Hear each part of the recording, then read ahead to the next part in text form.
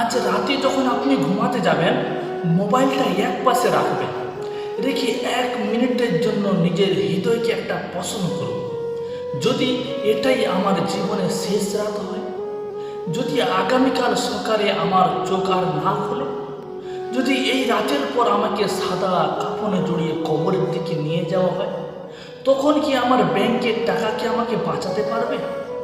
আমার বাড়ি, আমার গাড়ি, আমার পরিচিতি, সম্মান সব কি আমার সঙ্গে যাবে? না, সব কিছু এই পৃথিবীতেই থেকে যাবে। শুধু আমি চলে যাব আল্লাহর কাছে। প্রতিদিন সকাল থেকে রাত পর্যন্ত আমরা শুধু দুনিয়ার পিছনে ছুটছি।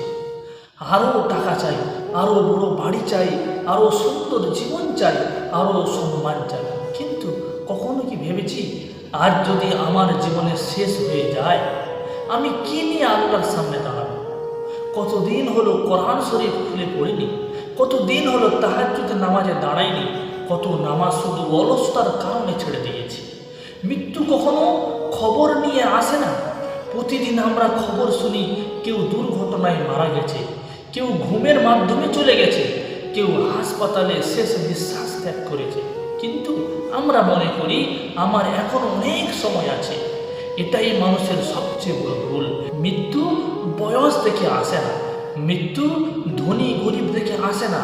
আল্লাহ যখন ডাকবেন, তখন আর 1 সেকেন্ডও সময় পাওয়া যাবে না। বন্ধু, একটু ভাবুন তো, আপনাকে গোসল করানো হচ্ছে, সাদা কাপড়ে জড়ানো হয়েছে, আপনার পরিবারের মানুষরা কাঁদছে, বন্ধুরা জানাজা পড়ছে, তারপর আপনাকে মাটির নিচে কবরে নামিয়ে মাটি দিয়ে ঢেকে দেওয়া হলো। সবাই ধীরে ধীরে চলে গেল। যে মানুষগুলো আপনাকে সবচেয়ে বেশি ভালোবাসত, তারাও ফিরে গেল। আপনি রয়ে গেলেন একা। সেখানে থাকবে না কোনো মোবাইল, থাকবে না আপনার উপার্জন করার টাকা, থাকবে না আপনার প্রিয় বন্ধুরা, শুধু থাকবে আপনার আমল। নিজেকে আর কিছু প্রশ্ন করুন, শেষ কবে মন থেকে তওবা করেছে? শেষে কবে আল্লাহর ভয়ে চোখ থেকে পানি ফেলেছেন? শেষ কবে কোনো গরিবের সাহায্য করেছেন? শেষ কবে মা বাবার হাত ধরে বলেছেন, আব্বা মা আমার জন্য দোয়া করবেন? শেষ কবে কাউকে ক্ষমা করেছেন? হয়তো এই প্রশ্নগুলোর উত্তরই নির্ধারণ করবে আমাদের আখিরাতের অবস্থা। প্রিয় দিনদার ভাই বোনেরা, নামাজ যদি আপনার ছুটে যায়, আজ থেকেই শুরু করুন। যদি গুনাহে জড়িয়ে থাকেন, আজই তওবা করুন। যদি কারোর হক নষ্ট করে থাকেন, আজই ক্ষমা চান। যদি কোরআন থেকে দূরে থাকেন, আজই একটি আয়াত হলেও পড়ুন। একটি ছোট্ট ভালো কাজও আল্লাহর কাছে অনেক মূল্যবান হতে পারে। এই জন্য প্রিয় দিনদার ভাই বোনেরা, আজকের রাত হয়তো আমাদের জীবনে আরেকটা সাধারণ রাত, আবার হয়তো এটাই আমাদের শেষ রাত। এটা আমরা কেউ জানি না। তাই ঘুমানোর আগে 2টি রাকাত নামাজ পড়ুন, আল্লাহর কাছে কান্না করে বলুন, হে আল্লাহ, আমি অনেক ভুল করেছি, আপনি আমাকে ক্ষমা করুন।